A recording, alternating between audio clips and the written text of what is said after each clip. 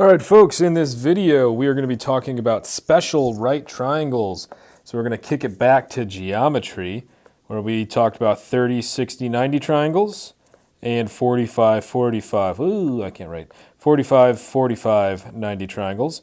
And then we're going to talk about good old-fashioned SOHCAHTOA. And SOHCAHTOA, let me write that down here, is for our trig functions. So we have sine, which is the opposite over hypotenuse. We have cosine, which is going to be the adjacent, so next to over the hypotenuse. Then we have tangent, which is going to be the opposite over the adjacent side. So that's kind of the importance of the SOH, sine opposite hypotenuse, CAH, cosine adjacent hypotenuse, and TOA, tangent opposite adjacent. If you find yourself bored, go to YouTube and type in SOHCAHTOA song.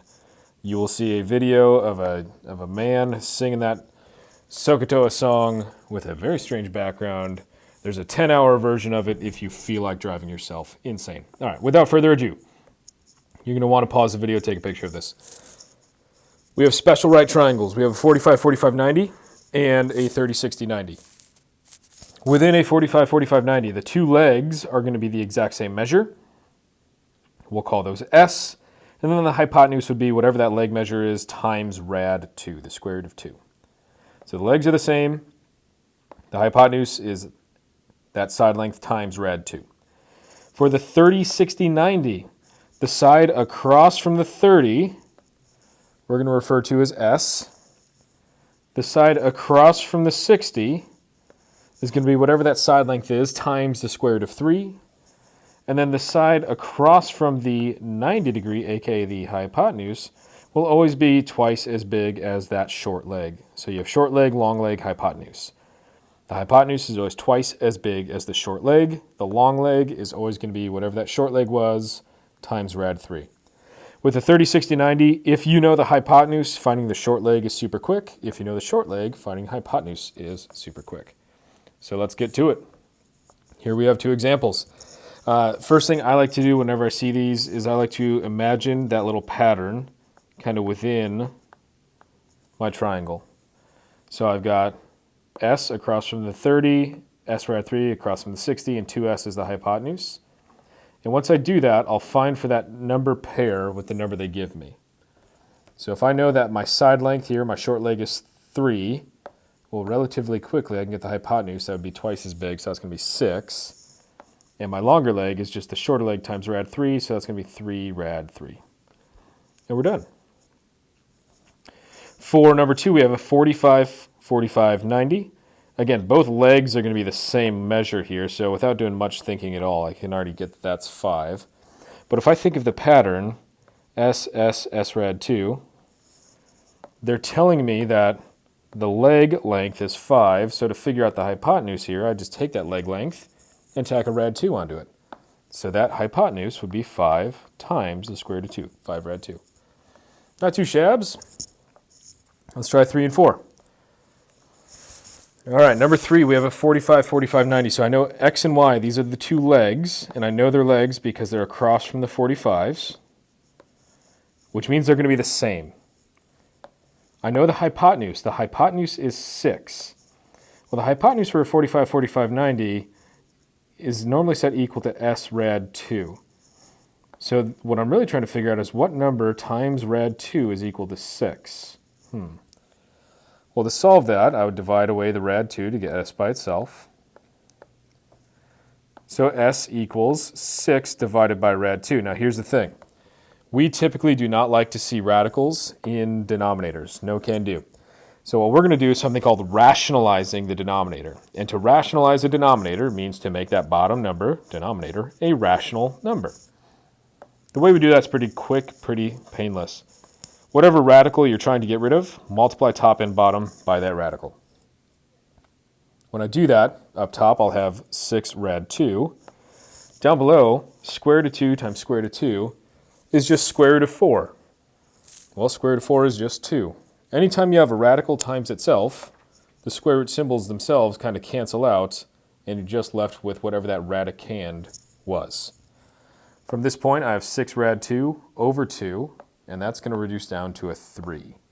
So 3 rad 2 would be my answer there. So the leg length for both of these is 3 rad 2. That one kind of took a little bit more. Let's take a look at number 4. Number 4, they give me the hypotenuse of a 30, 60, 90 triangle.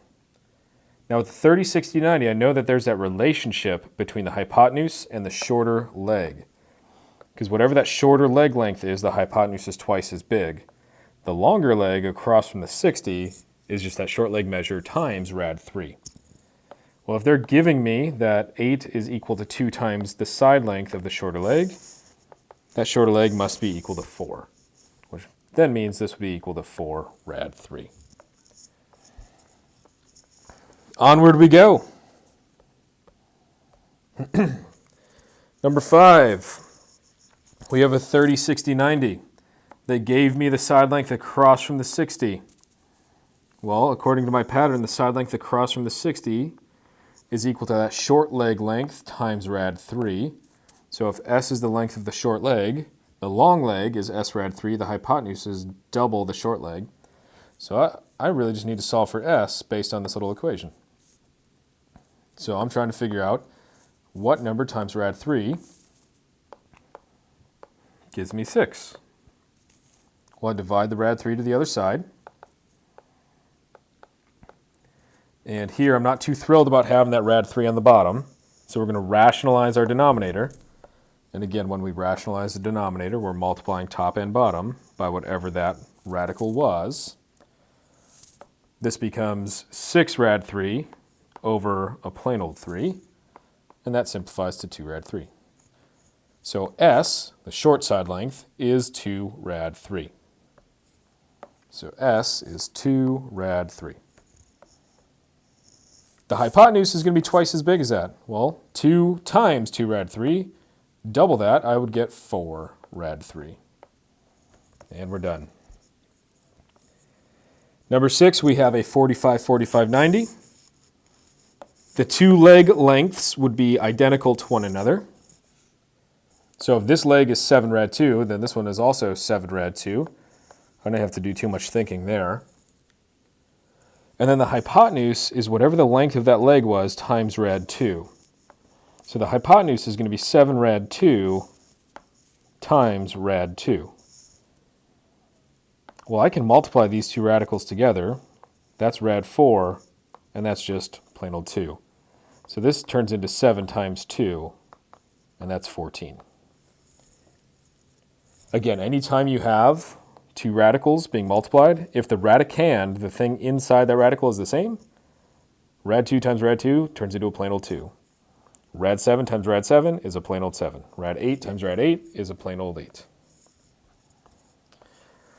All right, just in the interest of time, actually no, these are kind of important. We will need to do these two. I was going to say we'll skip them, but these are two that we won't want to skip. For future lessons, that'll make sense. What we're going to start seeing is what happens when these triangles have a hypotenuse of 1. What happens when these triangles have a hypotenuse of 1? So if I look at a 30, 60, 90 pattern, what I want to do is set my hypotenuse equal to 1 and figure out, okay, what is the short side length, S, and what is the long side length, S rad 3. So if the hypotenuse has to be 1, that's going to be 2 times as big as my shorter side length. So 1 is equal to 2 times something. Well, that something is just 1/2 if I divided 2 to the other side. Which then means my longer leg would be 1/2 times rad 3. And the way we would write that is 1 times rad 3 is rad 3 up top, just all over 2. And that's it. For the 45, 45, 90, we'll start off again. We know the legs are the same, so if I solve for 1, I really solve for both. But if I want that hypotenuse set equal to 1, what I'll have to do is create this little mini equation here of 1 equals S times the square root of 2. Now when I solve that for S by dividing square root of 2 to the other side, I'd get 1 over rad 2 Not too thrilled about having that radical in the bottom. So this becomes rad 2 over 2. That cannot simplify.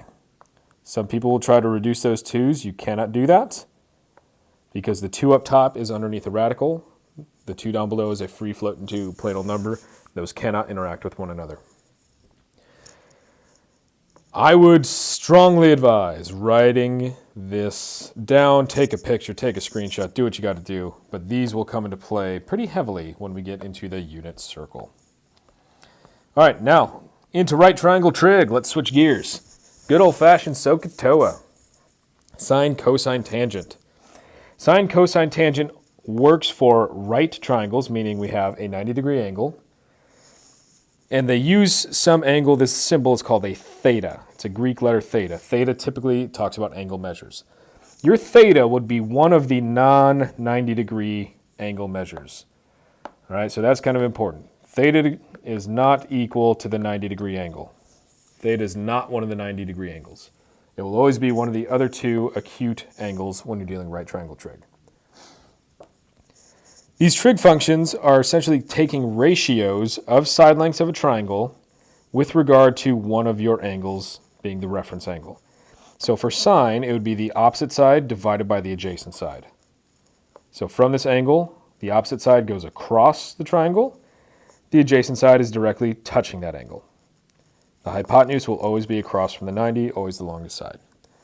The cosine would be whatever side is adjacent divided by the hypotenuse.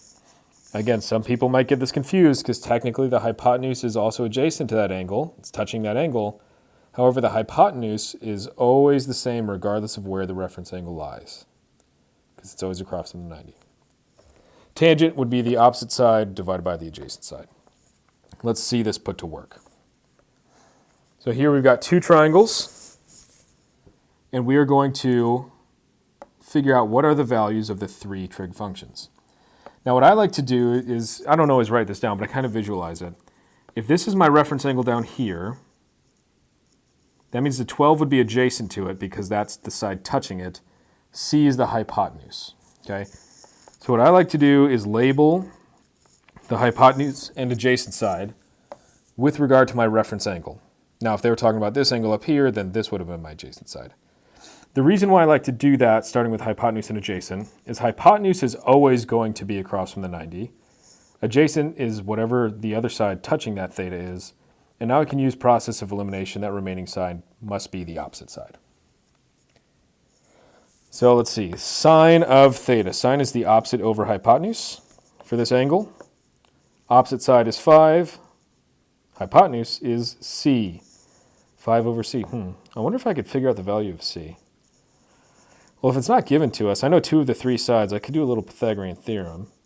Well, 5 squared plus 12 squared equals c squared. C is going to end up being 13 if I do that. So the value of sine here is opposite over hypotenuse, 5 over 13. Cosine would be the adjacent side from that angle, the adjacent side over the hypotenuse, 12 over 13. And then the tangent would be the opposite side, 5 over the adjacent side, 12, 5 over 12. Next one here. We've got 2 of the 3 sides of a right triangle, which means I could find the third using Pythagorean theorem. So I could find the third side if I want it. And I can also go ahead and label up, if that's my reference angle, I know this is the hypotenuse, this is the adjacent side, this is the opposite side. So if we did Pythagorean theorem, the 2 legs, 8 and 6, I'd have 8 squared plus 6 squared. The order of those does not matter. Equals c squared. Act surprised when you get it, but c is going to be 10. This is really just a disguised 3, 4, 5 pattern. So the sine is going to be the opposite side, 6 over the hypotenuse 10. So 6 over 10, well, that reduces to 3/5. The cosine would be the adjacent side, 8 over the hypotenuse 10, 4/5. The tangent is opposite over adjacent, 6 over 8, 3/4. And we're done. Let's see, how much more do we... Oh, we're in the home stretch here, folks. Home stretcheroo. Next problem set. We have our reference angle down here. 3 is the hypotenuse, B is the adjacent side. So 3 is the hypotenuse, B is the adjacent side, 1 is the opposite side. If I have a right triangle and I know 2 of the 3 sides, I can use Pythagorean theorem to find the third. I'm missing one of the legs. I don't know side B. But I do know the hypotenuse. This turns into 1 plus b squared equals 9. B squared is 8. Therefore, b is the square root of 8. So b is rad 8. So sine would be the opposite over hypotenuse, 1 over 3. Cosine of this would be the adjacent side over the hypotenuse, rad 8 over 3. And the tangent would be the opposite side over the adjacent, 1 over rad 8. We're not thrilled about having that radical in the bottom, so we'd multiply that to rationalize it out. Rad 8 over 8. Same exact process now for the problem underneath it. We're given 2 of the 3 sides. I need to find that third side. 1 squared plus b squared equals 5 squared. So 1 squared plus b squared is 25. B squared equals 24. So b is the square root of 24. Same process we just did above now. We have opposite hypotenuse adjacent here. Sine is opposite over hypotenuse, 1/5. Cosine, rad 24 over 5. And then tangent, 1 over rad 24. We don't like that rad 24, so we'll call it rad 24 over plain old 24. Again, the method that we're using there is called rationalizing your denominator, where you multiply both top and bottom by that radical to kind of clean things up. All right, so now let's get into problems where they give us a little bit of info and we have to find the rest. So here I've got 2 triangles. We have sine of theta is 1/2. We need to find the remaining trig functions. Well, sine of theta, that's the opposite side over the hypotenuse side. And if this is my angle right here, then I know this is the hypotenuse and this is the adjacent, which means this is my opposite side. Now they gave me sine, they gave me 1 over 2, so I know that the opposite side is 1, the hypotenuse is 2. We don't know the adjacent side. Well, hey, we've got 2 out of 3 sides, so let's find that adjacent side. Good old-fashioned Pythagorean theorem. Never fails. So b squared would equal 3, therefore b is the square root of 3. Again, when you're doing Pythagorean theorem, make sure that c value, c squared, is always going to be your hypotenuse. So rad 3 is going to be that adjacent side, which means cosine is now rad 3 over 2. And tangent would be opposite over adjacent, 1 over rad 3. You already know what I'm about to say. We don't like radicals in the bottom. Rad 3 over 3. Last problem here, folks. They give us the tangent, 1 over 4. Tangent is opposite over adjacent. So if I think of my reference angle where it's at, I can label up the sides here. They gave me the opposite side is 1, the adjacent side is 4. I don't know that third side, so we can do Pythagorean theorem. 1 squared plus 4 squared equals mystery squared. So 1 plus 16 equals c squared. C is going to be the rad 17.